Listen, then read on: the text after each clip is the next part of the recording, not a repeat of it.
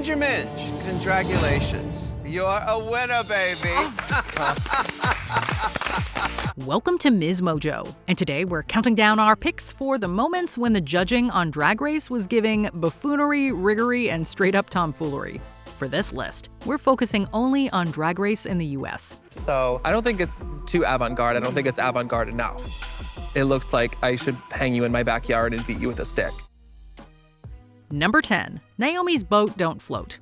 To commemorate the show's 100th episode, the queens of Season 8 were tasked with giving their best version of a design challenge from a past season. Ladies, over the past 99 episodes, I'm sure you've yelled at your TV, "Girl, I could have slayed that challenge." Now it's your chance to prove it. Naomi Smalls got the Pride Float theme from Season 4.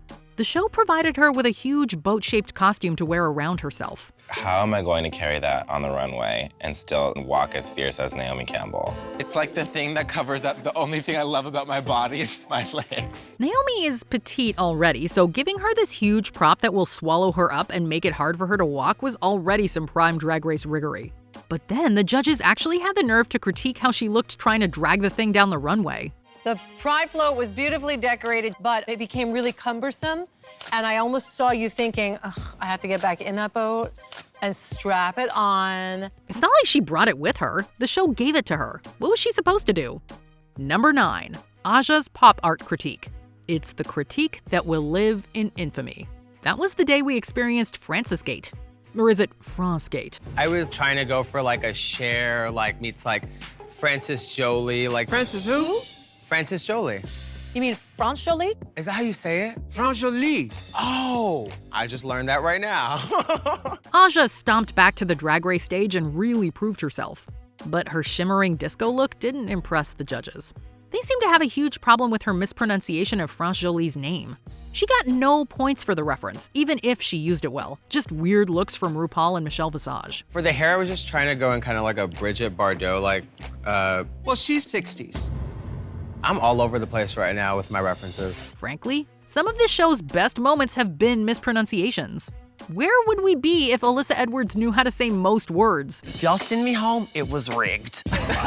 Rigor Morris, girl. It was Rigor Morris, girl. Who's Morris? Rigor mortis. Rigor Mortis? It honestly felt like Aza was simply the next scheduled queen to go, even if they had to quibble and complain to make it happen. Number 8. The worst look? Santino Rice was a Project Runway finalist, so he should know something about fashion. But he told Alyssa Edwards that her look in episode 9 was one of the worst to ever grace the main stage. Tonight, that dress is probably one of the worst dresses I've ever seen on this runway in 5 seasons. It is such a mess. I don't get it. We're not going to say it wasn't challenging to look at, but it wasn't even close to the worst disaster to happen on the runway that season, let alone the entire series.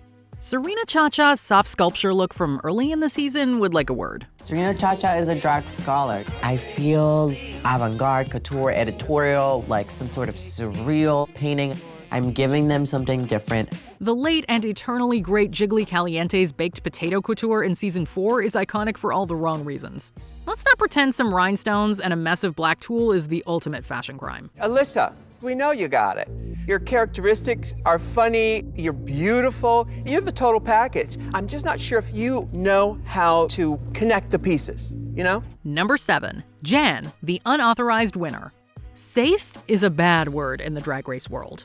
Jan was declared safe once again after giving it her all during the All-Stars 6 Talent Show Challenge. Yeah, you're gonna feel the jealousy, so get into me, 'cause I'm that bitch you wish you could be. Jealousy.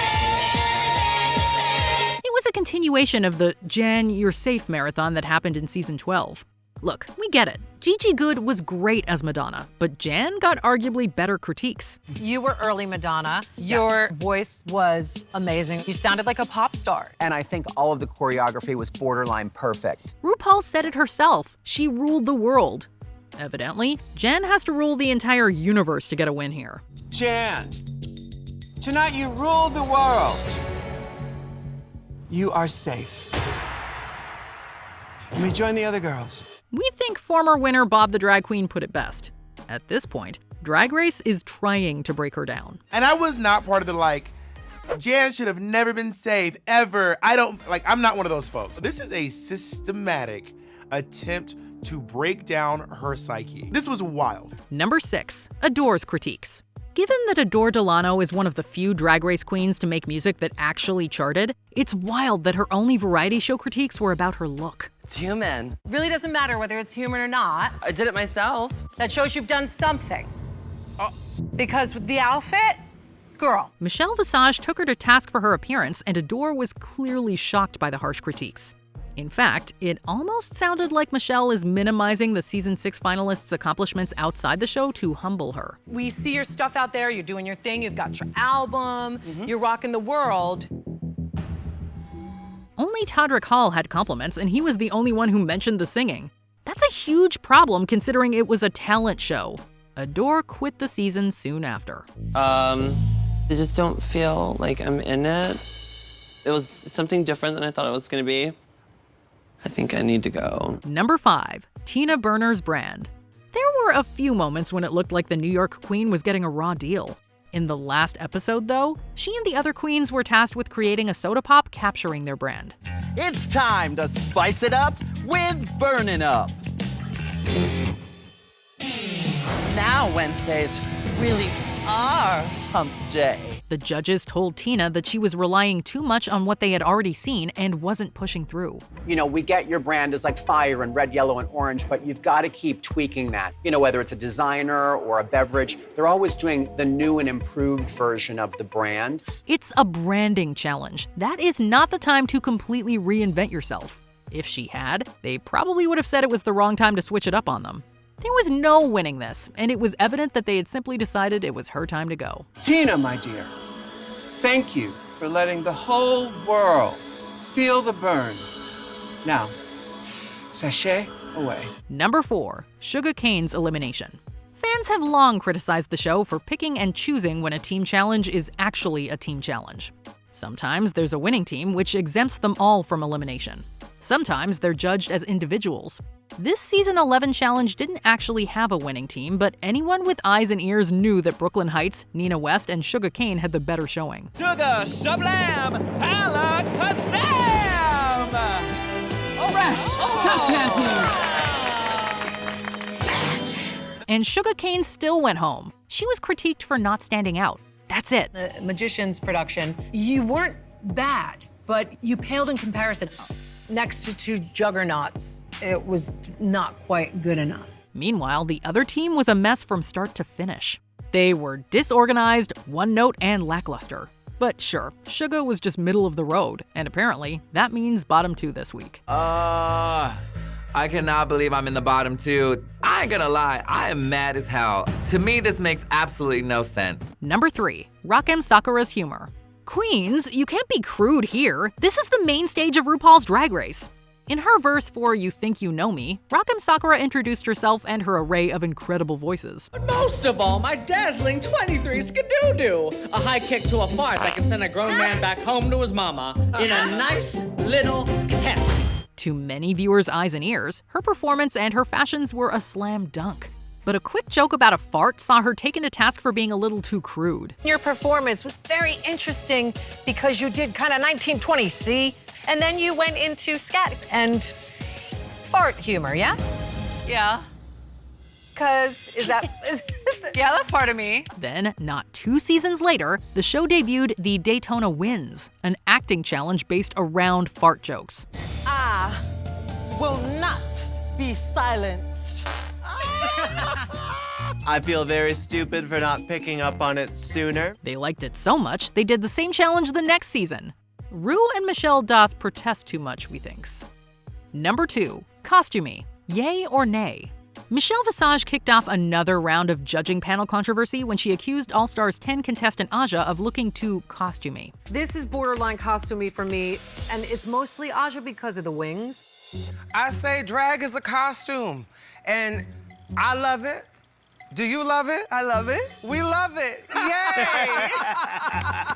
Aja's graceful and perfect response aside, it begs an interesting question. Fans immediately remembered Visage's previous comments about this very topic. She accused Season 6's Ben de la Creme of the same. Benzola, My issue is I feel like every time we're hiding behind another costume. I have no idea who you are, and I want to get to know more of who you are as a person. It wasn't until Bendela was literally dressed as a fly that she thought they were now seeing the person behind the costumes. Then, at the start of season 7, she had the audacity to ask why costumey was a bad thing on a drag queen. It was certainly okay when Simone wore a fox costume on stage. So is costumey a bad thing? You tell us, Michelle. Before we continue, be sure to subscribe to our channel and ring the bell to get notified about our latest videos. You have the option to be notified for occasional videos or all of them. If you're on your phone, make sure you go into your settings and switch on notifications. Number 1. It actually does take money. Not having the money to buy fabric and all that kind of stuff, I just use what I got. And that's where I find myself saying, oh, I'm here for the $100,000. You know what I mean? Chi Chi DeVayne had to do amazing things with limited funds, but her budget was not as big as some of her season 8 castmates, and she said so. This prompted one of Michelle Visage's more well-meaning but ultimately insensitive critiques. So tell me why you're out here in a bathing suit with no corset and a belt. I don't have the expenses to pay for something like this. I'm in a bankruptcy. I just don't have. Hold on. You don't need money, girl. That's never an excuse. Drag, like any art or craft, can be done on a tight budget if you've got enough skill and ingenuity. Drag Race used to honor that wisdom. But even as early as season 8, queens were spending more money on their runway packages. Many contestants have come clean about how much debt they accrued to have a chance. Y'all, doing Drag Race is expensive. Well, on UK versus the World, I spent $8 grand. That's a lot of money. It is, but it wasn't like what a lot of people spend now. If the show did more to curb the wealth disparity among its cast, maybe Michelle would be right. Until then, money plays a huge part. Were there times you thought the Drag Race judges were totally wrong? Tell us in the comments. Aja, I'm sorry, my dear, but you are up for elimination. I feel confused. I definitely think Farrah should be in the bottom too.